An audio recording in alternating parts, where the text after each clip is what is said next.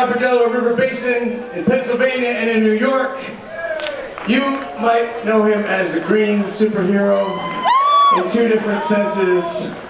I mean, it is an extraordinary treat and an incredible honor to have with us today. Please give it up for Mr. Mark Ruffalo!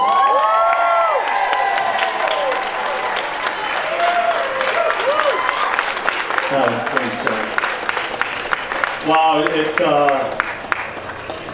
it's an honor to be here among so many people who have so much love inside them and caring inside them that they took the day today to come here. And the one thing that we can't forget as we're fighting is that we're fighting because we have love inside of us. So we're fighting because we care. And that's what makes us righteous. That's what keeps us grounded from the darkness that we're facing. Is that inside of us we're protected with this deep abiding love for our mother. And we can't become like them. We can't become hardened against our own hearts. So we have to make sure that we keep our hearts safe as we engage in these epic struggles in front of us today. Now, Los Angeles is moving. These struggles are happening all over the United States, all over the world. We're not alone. Our brothers and sisters, our Native brothers and sisters are fighting these struggles everywhere. In Texas, in New York, in North Dakota, Arizona, everywhere around the United States, Wisconsin, California, everywhere. Pennsylvania. So, we have to start with ourselves. We have to find the uncomfortable part in ourselves before we can change the world. And it's happening here in California, in Los Angeles, in our home. We are connected to our brothers in North Dakota because our people of color are fighting against drilling here in LA.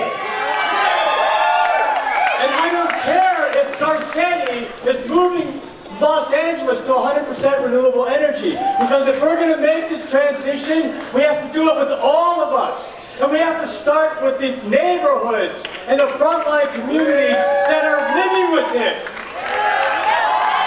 It's amoral. It's amoral for us to transition to 100% without taking the frontline communities with us.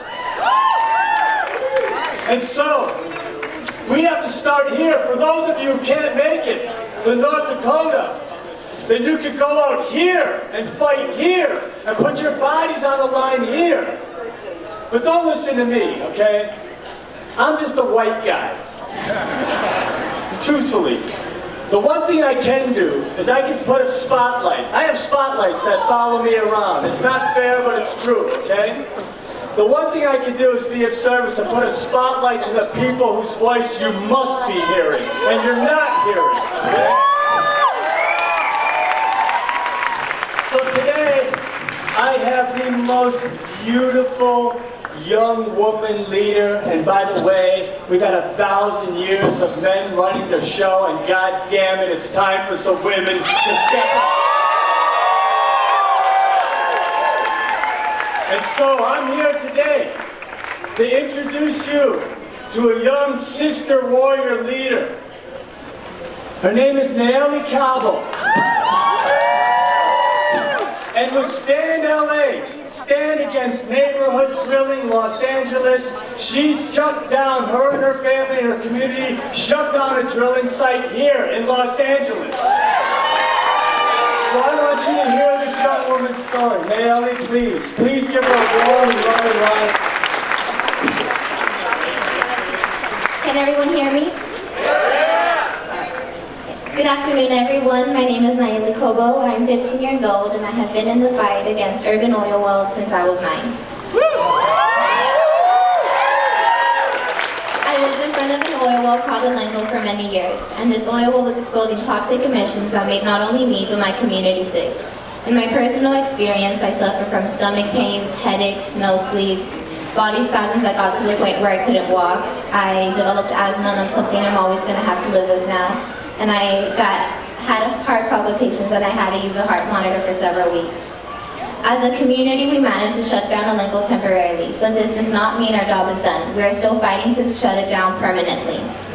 Alinco has to pay $1.25 million in fines. That money will be used to fund research to discover what other type of health impacts urban oil wells have on other communities around the Los Angeles area. They also have to install a state-of-the-art health and safety monitor before they can reopen.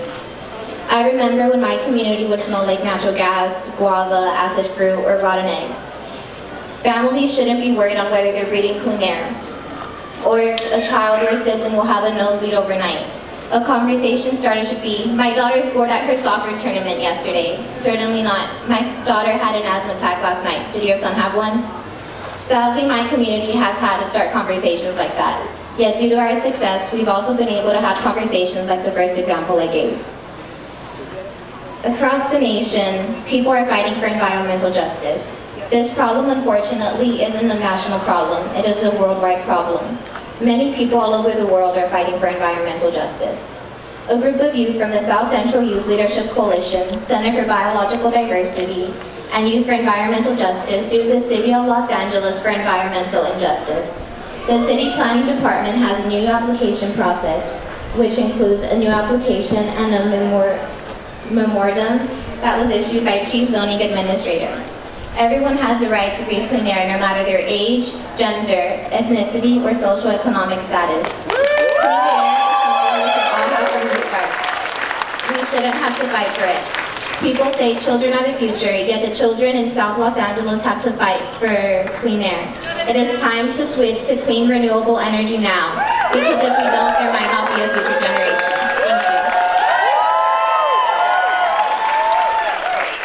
Thank you.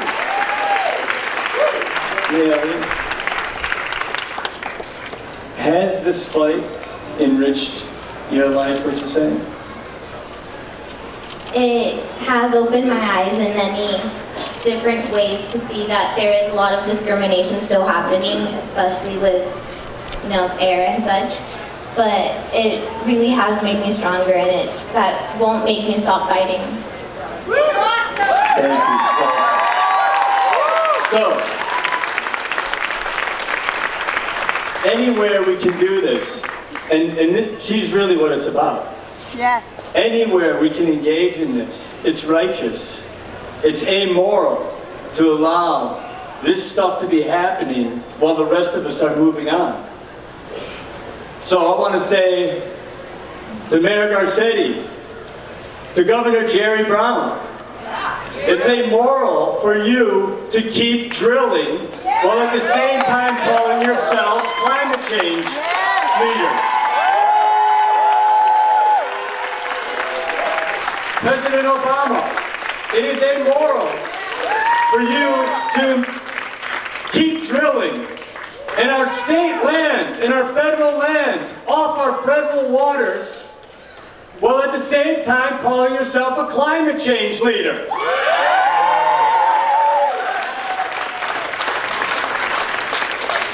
And to our new candidates, the presidential candidates, progress, not perfection. Let's keep remembering that. We will not stop at this election. I don't care who you are or what you say. Our revolution is moving forward. Without you, the struggle continues. The struggle will continue. And we will not leave you at the White House lawn this time. We're coming onto the White House lawn.